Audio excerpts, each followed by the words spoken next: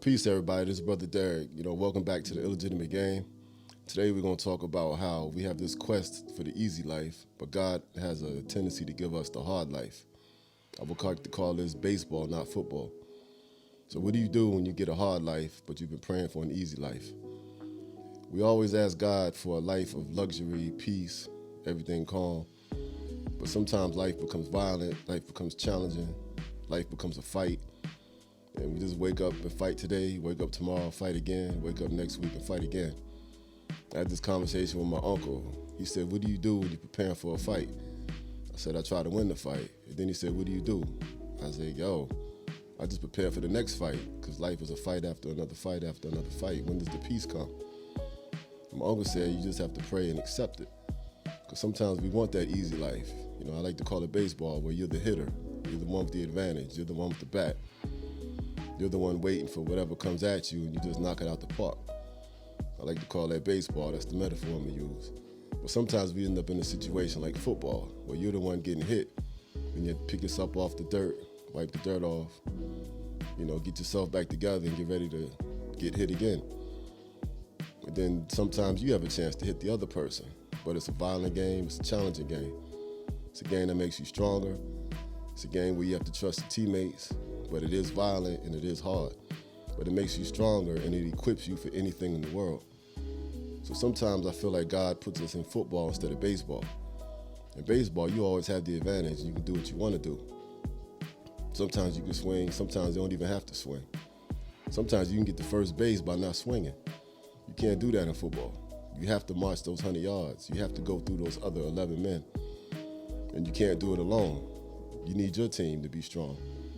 So in order to win a football game, in order to score, you have to be strong, and everyone next to you must be strong. Sometimes I think God does that on purpose. God has an agenda. He knows what you need. He even knows who you need. But we pray for baseball, but we get football. So what do you do? How do we respond to that? First thing you have to do is accept the challenge. Accept that this is going to be a fight. You go back in the huddle, you look over there, and you realize and recognize, I got to go in through these men. I have to jump over these men. I have to hit these men. I have to block these men. And there's no way around it. You can't avoid the fight. You're going to sweat. You're going to bleed. Sometimes you might even cry. And there's going to be injuries and there will be pain. But you just have to keep going, because it's not going to stop. Then you have to also trust God to give you the grace and the power to go through it, because it's not going to stop. You can't avoid it. You can't pretend it's not even there, because you can see it. You can see these challenges. You can see these roadblocks. You can see these speed bumps in the road. You can even see the pain coming, but you still have to play the game. And you can't not play the game. You can't pretend it's not there. So you just have to accept the responsibility and accept the accountability and trust the people next to you. And if they're not doing their job, you have to tell them. The same way they're going to tell you if you're not doing your job. But there's no way to avoid this. There's no way to run from this. God did not even create us to run away. He created us to go through it. That's where the trust and the faith comes in, because if God puts you on that field, he puts you there for a reason. Trust God and go. And because of our human minds, we think if I don't score, if I throw an interception or if I fumble, it's over. No, it's not. God is in control of his game. Because if it's God's game, it's real. And you're going to win in the end. Our game, when we take over our lives, that's when it becomes the illegitimate game, because now we want to change the rules. Now we want to throw challenge flags. Now we want to argue with the ref, because we're not trusting God. God already told us at the end of the game, you're going to win. So even if you're losing at halftime, you're still going to win, because God said so. But we have to play his game and play by his rules and trust him and walk in faith. And yeah, you're going to get hit. So what? Just keep going.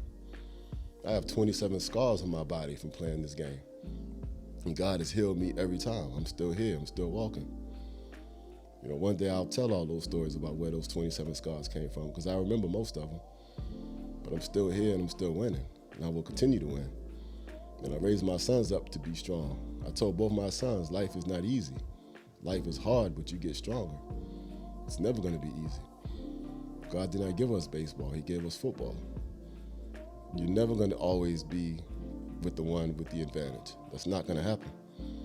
If you ever enter a game where you always have the advantage, you're probably cheating, because you created that game. That's the illegitimate game.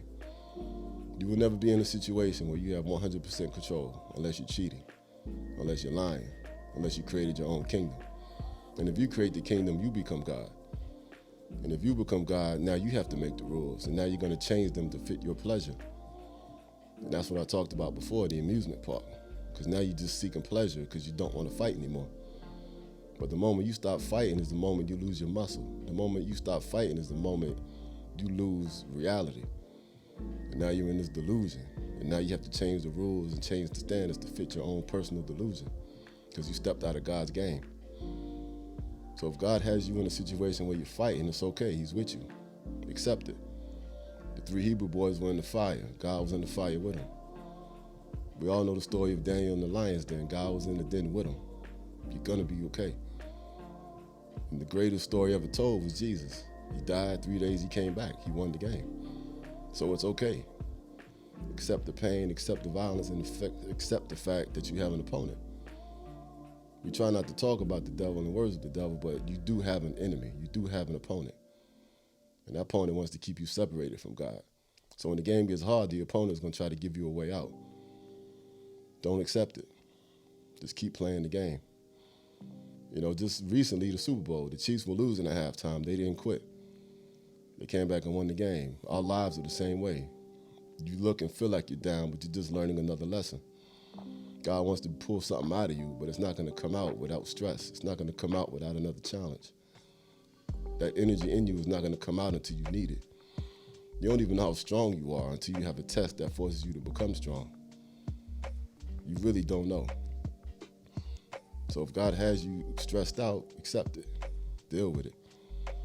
Pray for help and pray for rest when you need rest, but you cannot come out the game. The moment you come out the game, you lose. And now you're playing in your own kingdom. Now you're seeking pleasure.